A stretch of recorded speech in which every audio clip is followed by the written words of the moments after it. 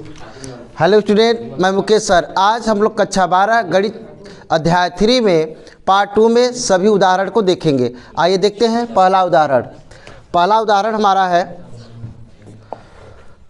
है कि इधर पहले और दूसरे और तीसरे पंक्ति में पुरुष और महिलाएं जो है कि लिखा गया है। पुरुष यहाँ पर पहले में कितने हैं 30 और दूसरे में कितने हैं 25 और तीसरे में कितने हैं 27।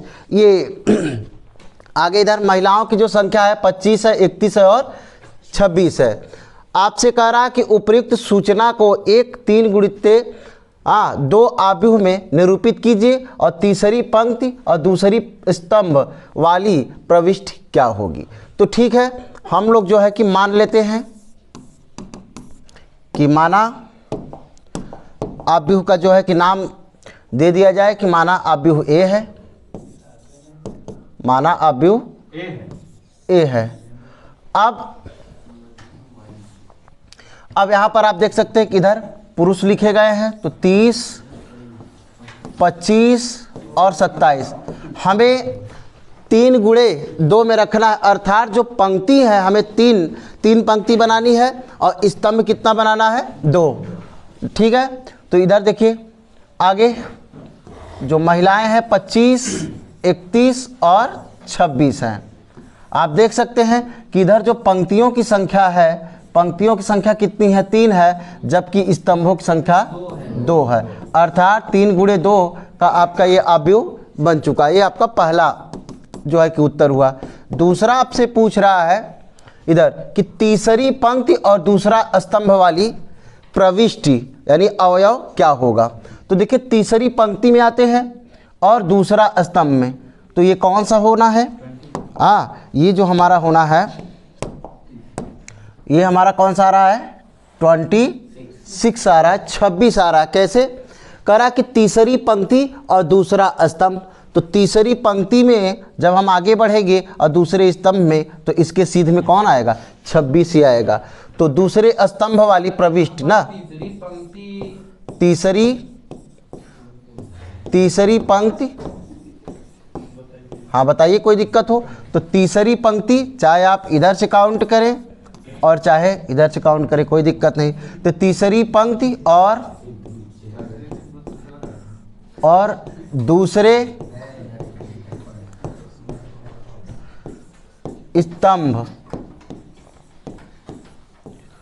स्तंभ वाली प्रविष्टि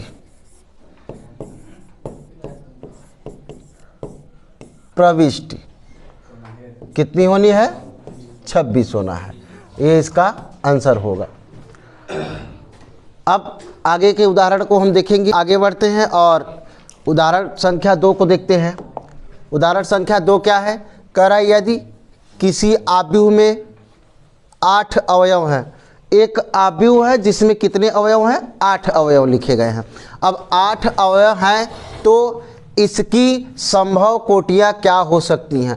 अब देखिए कोटियाँ क्या संभव कर रहा है, कि सबसे पहले कि आप जैसे मान लीजिए मैंने आपको 4 अवयव दे दिया, ठीक है, इस तरीके से मान लीजिए आपके पास कुल मिलाकर 6 अवयव हैं, तो इसको आप कितने तरीकों से लिख सकते हैं ये आपसे पूछा जा रहा है। लिखने का क्या मतलब है, या 4 ही मैं देखिए इनको कितने तरीके से, मान लीजिए आपकी इच्छा है आप ऐसे ही लिख दीजिए, देखिए ना, आप इसको इस तरीके से देखिए 4 ही एलिमेंट है, 4 अवयव है। आपने क्या किया कि पंक्तियों की संख्या को कितना कर दिया 4 कर दिया और स्तंभों की संख्या को 1 कर दिया ना। इसी प्रकार अगर आप चाहें तो स्तंभ बढ़ा सकते हैं, स्तंभ को क्या कर सकते हैं बढ़ा सकते हैं। देखिए स्तंभ इस बार 4 हो गया है और पंक्ति आपकी कितनी है 1 ही है। और यहाँ पर आप देख सकते हैं कि 2 पंक्ति 2 स्तंभ, यानी 4 जो और अवयव हैं 4 अवयव हैं उनको इतने प्रकार से लिखा जा सकता है। ऐसे ही 8, जब आपके पास 8 अवयव होंगे तो सबसे पहले आप निकालिए क्रमित युग्म ना, तो दिया है आव्यूह आव्यूह में अवयव, आव्यूह में अवयव कितने हैं? 8 हैं। ठीक है, तो इनका जो संभव कोटियां है ना, संभव कोटियां, इनकी संभव कोटियां देखिए क्या क्या हो सकती हैं। कहने का मतलब ये क्या लिख सकते हैं, जैसे 1 गुणे 8 लिख सकते हैं। अब भी गुणा करने पे क्या होगा? 8 ही होगा। 2 गुणे 4 कर सकते हैं। और आप अपोजिट भी इसी समय करते चलिए। 1 गुणे 8 है तो 8 गुणे 1 भी लिख सकते हैं। ठीक है, और क्योंकि यहाँ पर क्रमित युग्म आप लिख सकते हैं। अब ऐसे ही 2 गुणे 4 लिख सकते हैं। अब भी देखिए 8 ही है। और यहाँ पर 4 गुणे 2 लिख सकते हैं। क्या और संभव है कुछ? यदि और कुछ संभव हो तो देख सकते हैं, बुक में देख लीजिए यदि कुछ और हो। ठीक है, इसके अलावा और कुछ संभव नहीं है, क्योंकि हम भी आ सकता है नहीं, बटे में जो है कि आप नहीं लेना है, चूँकि पूर्णांक दिया है तो पूर्णांक में ही रखना है आपको। ठीक है, अब ये हमारी कितनी हो गई? ये हमारा संभव कोटियां हैं। ठीक है, इससे क्या तात्पर्य है कि जो हमारा आव्यूह होगा, ठीक है, ये क्या प्रदर्शित कर रहा है कि एक पंक्ति होगा और 8 स्तंभ होंगे ना। जो भी आप आव्यूह बनाना चाहेंगे, क्या कह रहा है कि एक पंक्ति होगा और उसमें जो है कि कितने होंगे? 1 2 3 4 5 6 7 8, 8 स्तंभ होंगे, 8 स्तंभ होंगे। और जो हमारा पंक्ति होगा वो कितना होगा? सिर्फ और सिर्फ 1 होगा। ये क्या प्रदर्शित कर रहा है? ये जो हमारा प्रदर्शित कर रहा है कि इसमें पंक्तियों की संख्या कितनी होगी? 8 होगी और स्तंभों की 1 2 3 4 5 6 7 8, ये हमारी पंक्ति हो गई। और स्तंभ कितना होगा? सिर्फ और सिर्फ 1। इसी प्रकार से यहाँ 2 पंक्तियाँ 4 स्तंभ और यहाँ पर 4 पंक्तियाँ 2 स्तंभ। ठीक है, उम्मीद है आप समझ गए होंगे कि ये क्या चाहते हैं ना। तो आव्यूह में यदि 8 अवयव हैं तो संभव कोटियाँ क्या हो सकती हैं? 1 गुणे 8, 8 गुणे 1, 2 गुणे 4 या 4 गुणे। ठीक है, 8 से ज़्यादा तो आप कर नहीं सकते हैं। चलिए आगे अगला उदाहरण देखते हैं। उदाहरण संख्या 3 देखते हैं।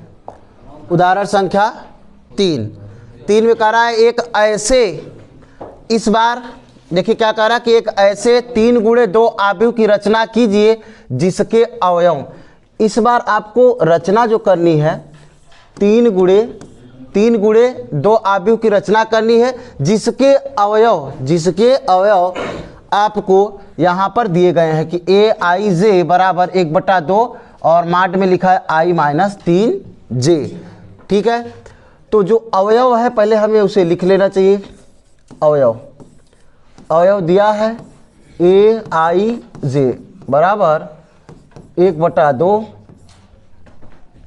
माड में लिखा है i-3j।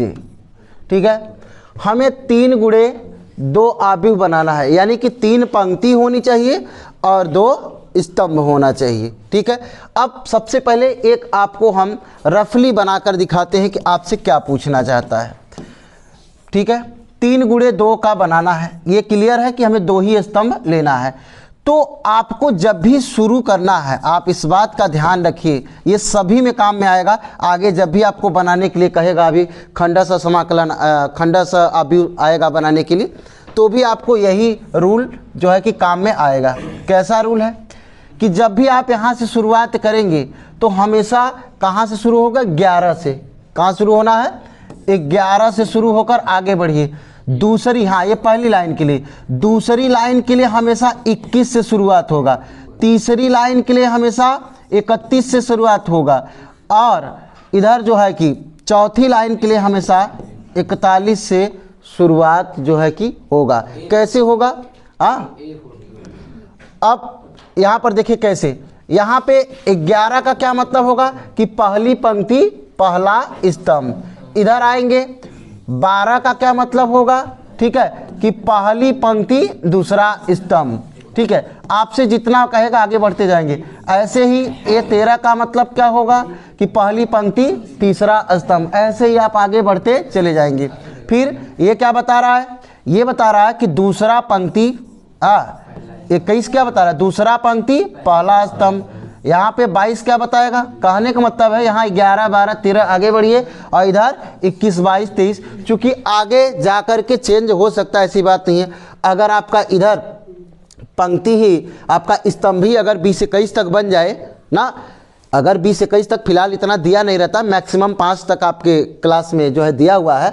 अगर 19 20 तक अगर उधर भी बढ़ जाए तो 21 से जो है कि आगे भी 21 22 23 अगर दे दिया जाए तो उधर ही लिखा जाएगा। लेकिन नॉर्मल जो आपके क्लास में है 11 से मैक्सिमम 5 अवयव दिए रहते हैं, ठीक है, 5 स्तंभ हो सकते हैं, इसलिए यहीं से हम स्टार्ट कर सकते हैं, इससे बाहर नहीं होता है। पहले 11 से, फिर 21 से, 31 से, 41 से, ठीक है।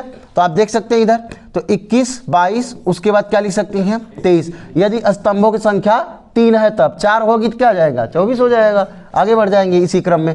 इधर 31, उसके बाद क्या आएगा 32, 32 का मतलब क्या है कि तीसरी पंक्ति दूसरा स्तंभ।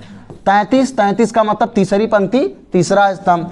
इसी प्रकार से यदि आप और आगे बढ़ना चाहते हैं, 4 आपके पास 4, यहाँ पर ए लिख दिया जाए, ठीक है। अब यहाँ पे क्या होगा, चौथी पंक्ति और पहला स्तंभ। यहाँ पर चौथी पंक्ति दूसरा स्तंभ, और 43 क्या बताएगा कि चौथी पंक्ति और तीसरा स्तंभ। आपसे यही पूछना चाहता है कि 3 गुणे 2 का व्यूह बनाना है। अर्थात क्या सीखा आपने, यही हमको बनाने कह रहा है। यहाँ तक देखिए, यहाँ का मतलब ये कि आपको यहाँ तक बनाने के लिए कहा जा रहा है। क्यों, क्योंकि आपको 2 ही स्तंभ बनाने हैं, देख रहे हैं 2 स्तंभ बनाना है और 3 पंक्तियों को लेना है। अर्थात आपको यह ज्ञात तो होना चाहिए कि हमें निकालना क्या है। तो 11 12 2 स्तंभ तक जाना है, उसके बाद हमें 21 22 जाना है, उसके बाद 31 32। यह आपको जब पूर्व में ज्ञात होगा तभी तो निकाल पाएंगे, अन्यथा आप अभी बना ही नहीं पाएंगे कि हमें निकालना क्या क्या है, ठीक है। अब आप जो है कि समझ गए होंगे। अभी हमें यहाँ पर जो ज़रूरत है हम उसे रखते हैं, बाकी सबको इरेज कर देते हैं। अभी जो हमें बनाना है, यही इतना ही बनाना है, ठीक है। इसी अभी को बनाना है, इसे हम साइड में रख देते हैं।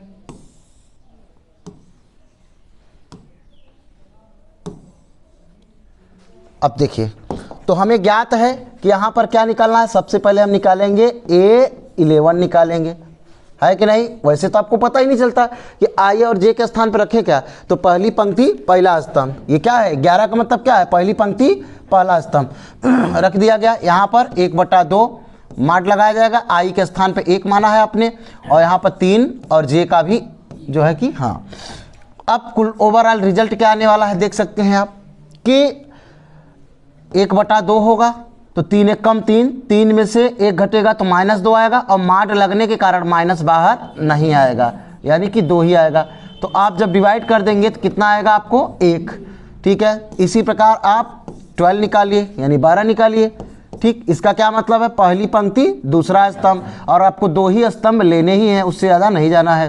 तो आप इस बार ध्यान रखना है कि I का मान कितना है, I का मान 1 है, और J का मान इस बार देख रहे हैं कितना है 2 है, ठीक है। तो 3 दूना 6, 6 में से 1 जाएगा, कितना होगा -5, और यहाँ पर जो है कि 1/2 है, ये है, तो मार्क लगने के कारण प्लस ही आना है, तो 5 1 कम 5, और बटे में क्या आ जाएगा 2, यानी कि 5/2 हमारा A12 आया। अब उसके बाद अब आप सोचेंगे कि 13 आएगा 14 आएगा, नहीं, यही तो आपको समझना था कि आपको 2 ही स्तंभ लेना था, और पंक्तियों की संख्या कितनी होनी चाहिए, 3 होना चाहिए, यहाँ साफ साफ बताया गया है। तो इस बार हमें क्या लेना पड़ेगा भाई, 21 से शुरुआत करेंगे ना, यानी दूसरी पंक्ति पहला स्तंभ, क्योंकि 2 स्तंभ हम ले चुके हैं, 2 स्तंभ तक आ चुके हैं। अब 1/2 फिर से वही परिभाषा में रखिए, I इस बार 2 है, और J आपका कितना है, स्तंभ 1 है, ठीक है। तो 1/2, यहाँ पर 3 1 कम 3, और यहाँ पर जो है कि 2 है, तो 3 में से 2 घटेगा तो 1 ही आ जाएगा, यानी कुल मिलाकर 1/2 प्राप्त हुआ। इसी प्रकार से हम निकालेंगे दूसरी पंक्ति दूसरा स्तंभ, यानी कि 22 हो जाएगा। तो यहाँ पर आपने I का मान 2 है और J का मान भी इस समय 2 ही है, तो 1/2, यहाँ 3 दूना 6, 6 में से जाएगा 2 कितना आएगा 4, माइनस इसलिए बाहर नहीं आएगा क्योंकि मार्ट लगा है, तो यहाँ से डिवाइड करेंगे कितना आएगा आपको 2 प्राप्त होगा। अब देखिए दूसरा स्तंभ तक हो चुका है, अगर इसके आगे कहता तब हम 23, 24 निकालते, लेकिन 2 ही स्तंभ का है, आप यहाँ लास्ट वाला देखते रहिए ना। अब 3 स्तंभ तक का, अब तीसरा हम चलेंगे, यानी कहाँ शुरुआत करेंगे 31 से करेंगे, ठीक है। तो देखिए तो I का मान इस समय 3 है और 3 गुणे J का मान 1 है, ये टोटल कितना हो जाएगा 0 हो जाएगा। कैसे? क्योंकि 3 में से 3 जाएगा क्या हो जाएगा 0, और 0 का गुणा 1/2 में होगा तो 0 हो जाएगा। अब इसी प्रकार क्या निकालना है आपको 32 निकालना है, ठीक है। अब देखिए 32 में यानी I 3 है माइनस, और J का मान कितना है 2 है, तो आप देख सकते हैं कि 1/2, इधर 3 दूना 6, 6 में से जो है कि 3 घटाएंगे तो कितना प्राप्त होगा 3, ठीक। तो ये कितना आया आपको 3/2 प्राप्त हुआ। अब आपसे कहा है कि आव्यूह की रचना, अतः आव्यूह, जो आपसे आव्यूह पूछा है, ठीक है, जो आव्यूह पूछा, मान लेते हैं कि आव्यूह ए है, उसका नाम हमने रख दिया ए, ठीक है, उसका नाम हमने ए रख दिया। अब बिल्कुल आसानी से आप क्रम से रखते चले जाइए, ठीक। यहाँ पर क्या आया था 1 आया था, हमेशा इधर क्षैतिज में चलना है, ठीक है। कैसे चलना है क्षैतिज में, क्योंकि आपने जो भी मान निकाला है क्षैतिज से निकाला है। अब इधर आप देख सकते हैं कितना है 1/2 है, इधर कितना आया 2 आया, उसके बाद क्या आया है 0 है, और इधर क्या है 3/2। ये आपका देख सकते हैं कितनी पंक्ति है 3, और स्तंभों की संख्या कितनी है 2, यानी 3 गुणे 2 का आपका कोटि वाला आव्यूह बनकर तैयार हो गया है, ठीक है। आगे देखेंगे, अगले उदाहरण की ओर बढ़ते हैं। उदाहरण संख्या 4 में देखते हैं, कह रहा है कि यदि आव्यूह में दिए गए जो अवयव हैं और ये अवयव, सबसे पहले मैं बताना चाहूँगा कि 2 आव्यूह, यहाँ आप देख रहे हैं कि 2 आव्यूह दे दिया है, यहाँ पर आपको 2 आव्यूह दिया है, और 2 आव्यूह कैसे दिया है बराबर का चिन्ह लगा है। तो 2 आव्यूह तभी बराबर होते हैं जब उनके संगत अवयव और साथ में जो है कि उनकी कोटियाँ कैसी होनी चाहिए, समान होनी चाहिए। आप देखेंगे तो यहाँ की जो कोटि होगी बिल्कुल बराबर दी होगी। कैसे? देखिए यहाँ पर पंक्ति कितनी है, पंक्ति आपकी 3 है, और स्तंभ आप देख सकते हैं कितने स्तंभ है 3 है, यानी कि 3 गुणे 3। अब यही चीज़ इधर भी होना चाहिए, सेम टू सेम होना चाहिए, हाँ सेम टू सेम। इधर भी आप देखिए कितनी पंक्तियां हैं 1 2 3, और स्तंभों की संख्या कितनी है, हाँ स्तंभों की संख्या भी 3 है, यानी 3 गुणे 3। 2 आव्यूह तभी बराबर हो सकते हैं, ये बिल्कुल डिफिनीशन है, ये श्योर है कि 2 आव्यूह अगर बराबर में है तो उनके संगत अवयव और संगत कोटियाँ कैसी होंगी, हाँ उनकी जो कोटियाँ हैं आपस में बराबर होंगी, 100% बराबर होगी। तो आप क्या करेंगे यहाँ पर, ठीक है, हल में क्या करेंगे, अब यहाँ सामने आपको क्वेश्चन दिख रहा है, कह रहा कि A B C X Y तथा जेड के मान ज्ञात कीजिए। तो सबसे पहले हम लिखेंगे कि चूंकि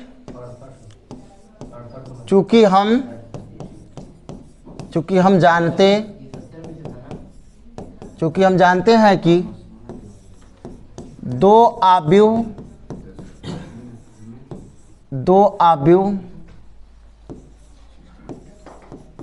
तभी समान या बराबर, 2 आव्यूह तभी बराबर होंगे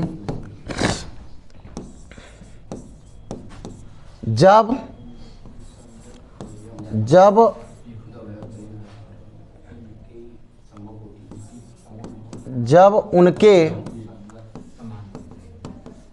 संगत अवयव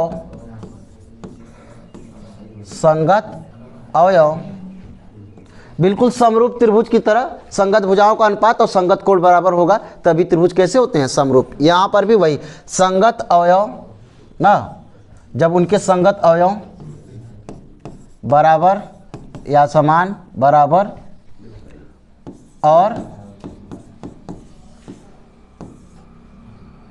और कोटियां,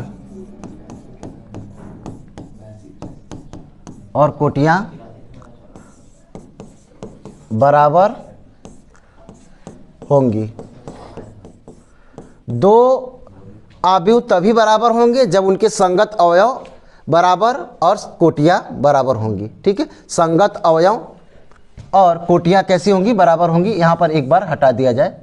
ठीक है, हाँ, दो बार लिखा गया था ना। संगत अवयव और जो है कि कोटियां कैसी होंगी? बराबर होंगी, तभी हमारा अवयव क्या होगा? समान हो सकता है। ये बराबर में लिखा जा सकता है, अर्थात नहीं। तब क्या करेंगे? तब तुलना, तब आप क्या करना है आपको? तुलना करने पर आप तुलना कर दीजिए संगत अवयव का। यहाँ पे देखिए क्या है, x प्लस, यानी पहले वाले का आप पहले वाले के साथ क्या कर सकते हैं? तुलना कर सकते हैं। ठीक है, पक्षांतर कर दीजिए, आंसर प्राप्त हो जाएगा। प्लस उधर जाएगा, क्या होगा? माइनस प्राप्त हुआ। ठीक है, एक आंसर आ गया आपका। इसी प्रकार से आगे बढ़ेंगे हम।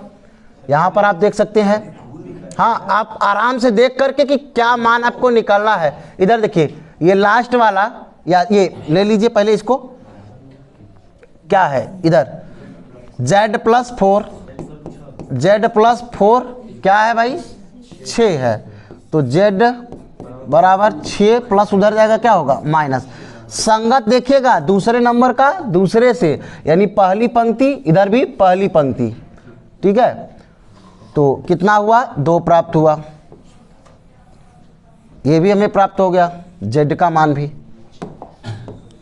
आगे बढ़ते हैं। अब इधर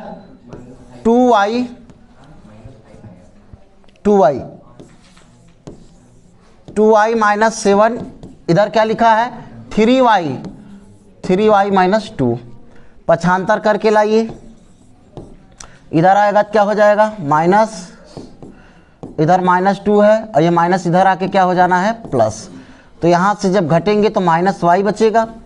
यहाँ प्लस 7 में से माइनस 2 कर देंगे, कितना होगा? 5। और ये माइनस को जब उधर पक्षांतर करेंगे तो माइनस कितना हो जाएगा? 5। ये आपका हो गया, y का मान हो गया। ठीक है, आगे जो हमारा बचा हुआ है अभी x y z का मान हुआ है, a b c का मान अभी बचा हुआ है। तो देखिए यहाँ पर दिख रहा है, ये वाला पार्ट्स आपको दिख रहा होगा, -3 दिया हुआ है, इसको भी ले लिया जाए ना। तो a माइनस 1 बराबर कितना है? -3 है। तो पक्षांतर करके जब लाएंगे इधर हम, माइनस इधर आके प्लस हो जाएगा, यानी a बराबर -2। ठीक है, a बराबर -2। अब आगे किसका है? b -3 का कर लेते हैं। ठीक है, यहाँ देखिए पहला से, तो b -3 बराबर इधर 2b + 4, 2b + 4, तो b - 2b बराबर 4, माइनस इधर आएगा क्या होगा? प्लस होगा। b में से जाएगा तो माइनस b, 2b में से b घटेगा तो -b, इधर हो जाएगा 7। पक्षांतर कर देंगे तो माइनस इधर आ जाना है, -7। एक और आपका बच गया है, हो गया क्या? a b, उसके बाद c हमारा जो है कि c हमारा इधर ना देकर इधर दिया है, देखिए लास्ट में है ना। तो यहाँ पे इसके बराबर में क्या है? 0 है, 0 है। ठीक है, इसको भी हम लोग इधर ही ला लेते हैं। ठीक है, 0 बराबर c के लिए इधर आप देख सकते हैं कि 2c + 2 पक्षांतर जब करेंगे हम तो इधर आएगा तो -2c हो जाएगा, बराबर में ये 2c है, 2 से 2 कट गया। यहाँ पर हमारा एक बचा, ये जो माइनस इधर है पक्षांतर करके इधर लगा दिया जाए, जो ये माइनस इधर था सामने पक्षांतर कर दिए। चलिए, अब जो हमारा c का मान हुआ, c बराबर -1 प्राप्त हुआ। ठीक है, लास्ट में आप स्पष्टीकरण अवश्य दीजिए कि अतः स्पष्टीकरण आप अवश्य दीजिए ना। स्पष्टीकरण में क्या देना है कि अतः ना ए बी सी ना एक्स वाई तथा जेड के मान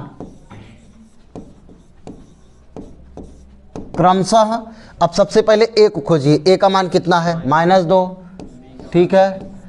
उसके बाद बी का मान -7, उसके बाद सी का मान -1 आया है, ठीक है। सी का मान -1 है। उसके बाद एक्स का मान -3 है और y का मान -5 है तथा z का मान 2 होंगे, ठीक है। इस तरीके से आप जो है कि स्पष्टीकरण में आप अपने उत्तर को अवश्य ही लिखेंगे। तो दो अवयव तभी समान होंगे जब उनके संगत अवयव समान होंगे, ठीक है। तो संगत अवयव की हम क्या कर देंगे, तुलना कर देंगे, ठीक है। पहला का पहले के साथ, दूसरा का दूसरे के साथ, तीसरा का तीसरा, वही स्थान पे होना चाहिए, ठीक है। आइए बढ़ते हैं अगले उदाहरण की ओर। अगला उदाहरण हमारा है, अगला उदाहरण है, सही है।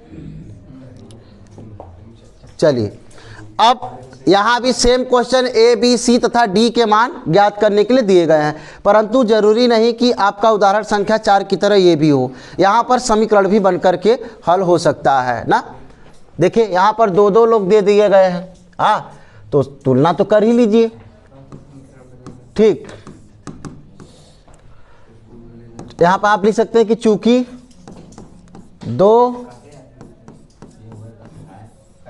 दो अवयव समान है, चूंकि दो अवयव क्या है, समान है, तो उनके संगत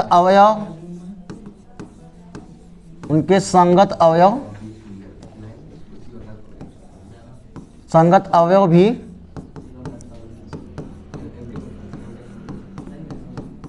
समान होंगे, ठीक है। तो तुलना कर लेते हैं।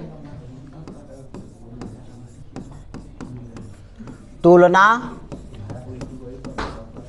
करने पर, ठीक है, तुलना करने पर आप देख सकते हैं कि 2a + b बराबर यहाँ पे क्या है 4। समीकरण एक बनाना ही पड़ेगा क्योंकि यहाँ पर डायरेक्टली आप पक्षांतर करके नहीं ला सकते, क्योंकि इस बार दो चर राशियाँ आपको एक साथ दे रही हैं, दो चर राशियाँ दे रही हैं।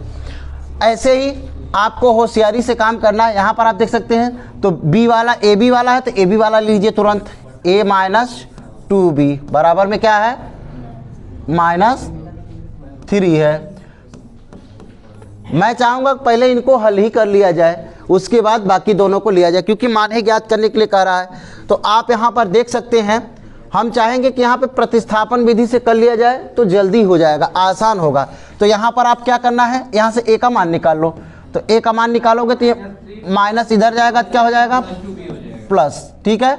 यहाँ पर आप देख सकते हैं कि जब हम a का मान निकालेंगे यहाँ समीकरण 2 से, a का मान, तो इसको पक्षांतर कर दिए, ये माइनस इधर आया प्लस हुआ, ये -3 अपने स्थान पर बना हुआ है। अब क्या करिए कि a का मान समीकरण 1 में रखने पर रख दीजिए a का मान।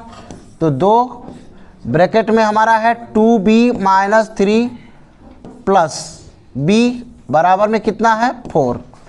गुणा करा लीजिए, 2 दूना 4b -3 दूना 6 प्लस b बराबर 4, ठीक है। यहाँ पर हम समीकरण जो है किसे हम 3 बना लेते हैं। आगे 4b और एक यहाँ से कितना हो जाएगा टोटल 5b, ठीक।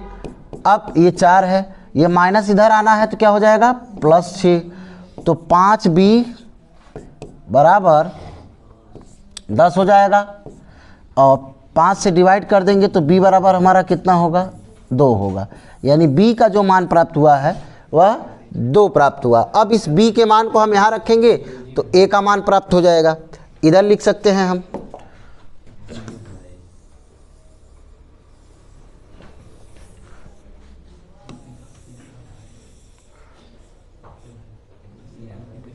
चलिए अब b का मान समीकरण समीकरण 3 में, ठीक है, 3 में रखने पर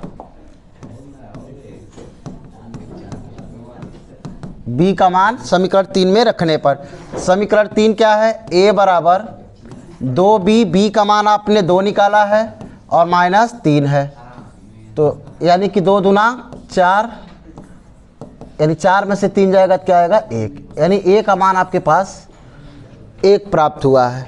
पुनः अब इनका तुलना कर देते हैं।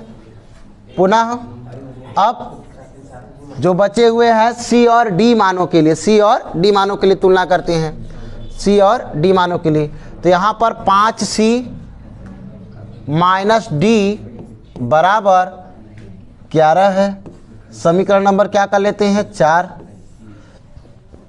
उसके बाद 4c प्लस 3d बराबर कितना है, 24। ठीक है, समीकरण नंबर यहाँ पर जो है कि हम कर लेते हैं 5।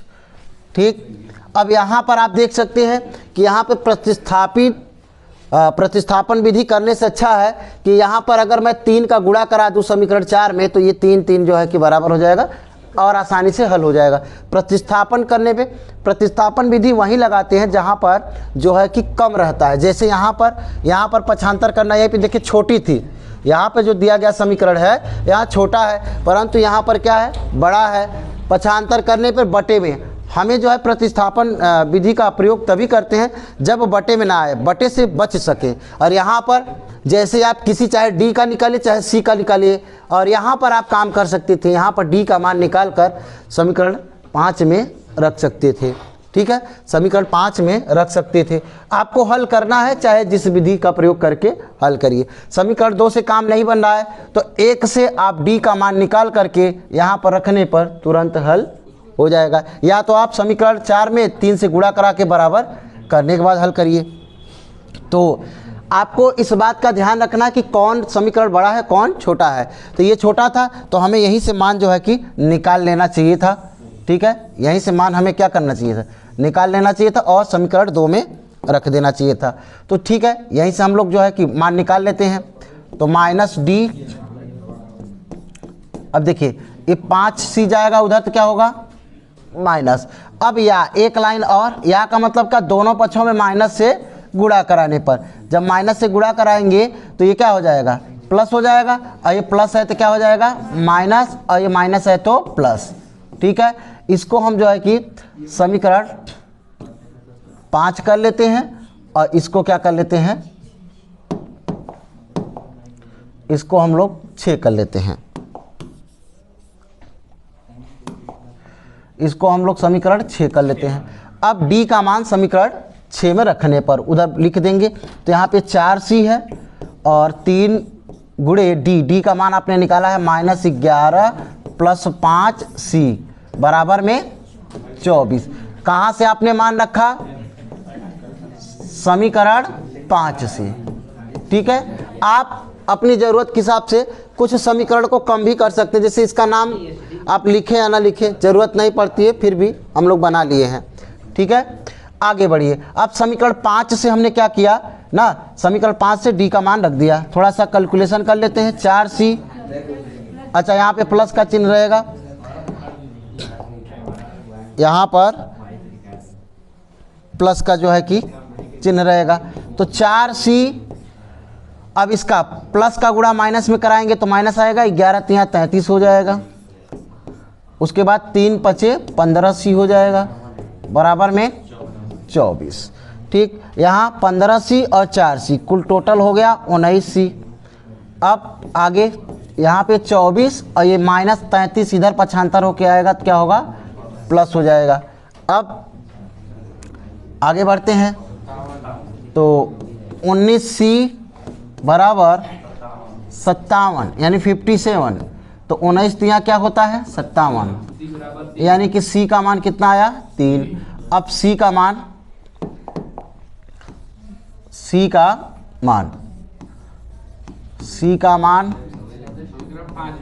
हाँ, समीकरण आप यहाँ पे 5 में रखिए, यहाँ पर 5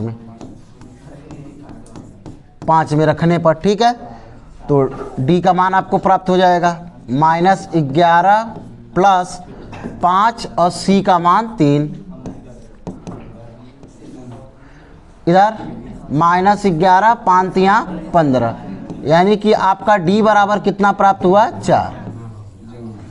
आप अतः करके अवश्य लिखें कि अतः ए बी सी डी के मान,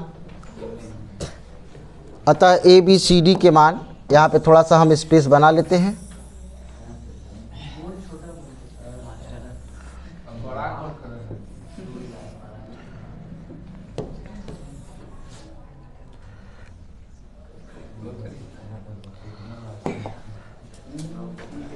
यहाँ पर हम लिख सकते हैं कि अतः ए कामा बी कामा सी और डी के मान क्रमशः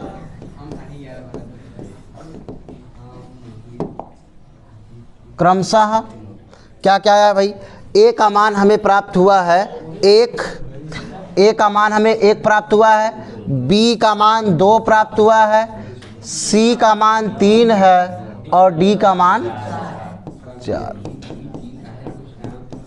4 होंगे, बिल्कुल क्रम से प्राप्त हुए हैं, ठीक है, ए बी सी डी।